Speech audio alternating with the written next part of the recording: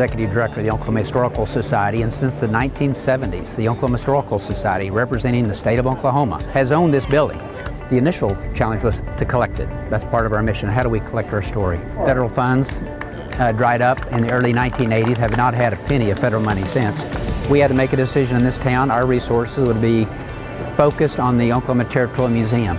The Carnegie Library, equally important to the state capitol. When the boiler went out, we no longer could maintain it, even in the winter months, because suddenly no heat. We had no air conditioning. Each window, a couple of $1,000s a piece. The boiler, no elevator. The challenge of running this as a living history museum was well beyond the means of the state with the priorities that have been set. And so we had to find a solution. And going from public property that you and I own as citizens of the state to private property, which is a nonprofit. Even though it's nonprofit, it is private. Going from public to private property is always a challenge for any level of government, whether it's city, county, state, or federal. We found a way to do it. And in the long run, 3 years to accomplish that, to me, is not surprising. A lot of people were frustrated with the amount of time it took, but we had to get there. We had to have the right players, all the pieces in order, do everything legally.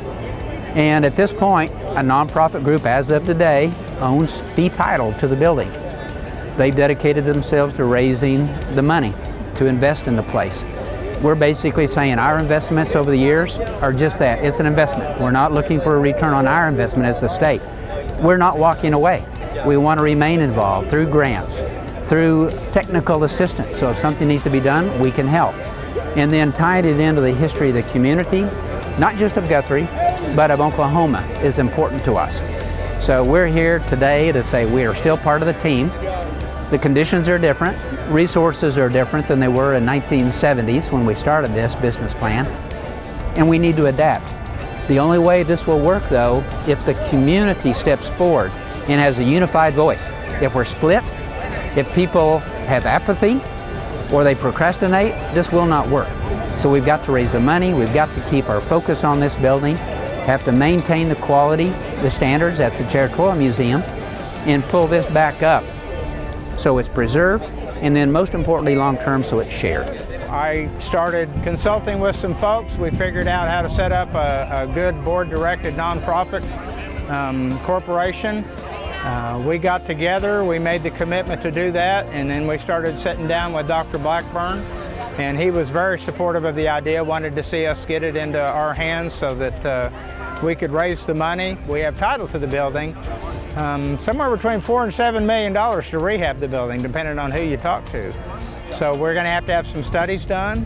We know we have to do a lot of work. We've already started on the work on the east side of the building. There was a giant hole there. And you can only see about 1/5 of the work that was done on those steps from the outside. The rest we all did from underneath the steps on the inside, building pillars and getting it all supported so it would be safe and we could have people walking up and down those steps today. First 2 floors are never going to be anything but a museum, possibly office space for one entity. And the reason we would want office space for that one entity is then we don't have to hire somebody to be here 5 days a week. We can set up self-directed tours, but we're going to look into other uses for the top 2 floors. My understanding is they haven't been used since the 60s. They're in disrepair and they need a lot of work as well. So we're looking forward to getting this building rehabbed. We're going to make a few concessions to modern amenities, but we want it to look exactly like it looks from the outside, other than all the broken windows. The opportunity to put the trust back into our community through the Guthrie Tomorrow Coalition is a great thing for the state to recognize, for Bob Blackburn and the State Historical Society to accomplish. This is a part of our history at the state level and at the city level. If these walls could talk, they would tell us an awful lot. Since 1902. This structure is one of the iconic structures in our community and in our state. It says so much about Guthrie. To bring it back to new life, to new opportunity is a great thing. The journey is going to take some time, but this first step in that journey is wonderful, and I salute the board of Guthrie Tomorrow Coalition for their insights, for their vision, for the passion that they have. As well as thank the Historical Society and Dr. Bob Blackburn for being such a critical component in making it happen. The journey is a long one. It'll be a good one because this is a great building for a great town.